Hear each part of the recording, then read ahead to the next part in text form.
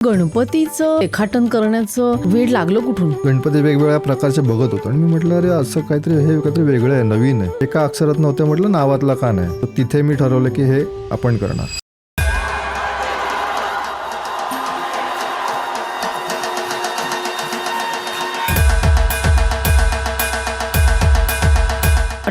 October 2015 काहीतरी असं विशेष घडलं. माझ्या आयुष्यातला मोठा सोन्याचा दिवस आहे. सचिन सर त्यांच्याकडे एक साईन मिळाली, त्यांच्या नावातला त्यांना गणपती दिला. अजून 2 आर्ट आहेत जे त्या दिवशी मी पूर्ण देईन. कुठले ते? MS धोनी सरांचं आहे आणि एक विराट कोहली. आणि कुठल्या कुठल्या सेलिब्रिटीचं बनवलं? रोहित शर्मा सर आहे. स्वतःचं आर्ट एवढं जगभर प्रसिद्ध होते हे बघून खूप आनंद वाटला. दाखवा ना जरा करून कसं करतात ते आम्हाला.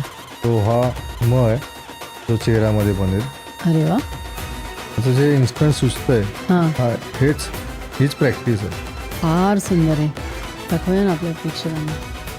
प्रत्येक अक्षर त्याचं वळण कसं साकारता कागदावर. गणपतीचा शेप तो अथांग आहे. अक्षरातनं त्याला गणपती दिसला, गणपती झाला. आता ही कला मी जवळजवळ 13 वर्ष झाले करतो. 25-30 हजाराच्या वरती आर्ट केले. 25-30 हजार?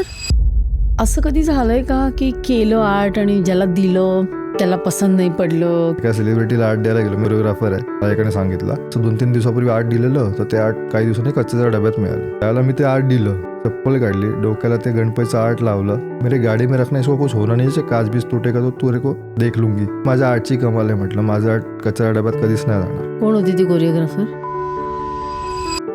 मी पहिलंच अक्षर केलं ते आई या नावातलं केलं. 5 वर्ष मी वेगळं राहायचो. सकाळी 5ला घर सोडायचं, रात्री 9ला यायचं. तो जो टाइम होता ना, तो टाइम मी खूप जवळनं पाहिलंय. ठरवलं की नाही, सुरुवात तुझी याच अक्षरापासून. गणपतीनंतर जर कोण असेल तर ती तीच आहे. एखादं नाव काढायचं स्वप्न अजून अर्धवट राहिलंय.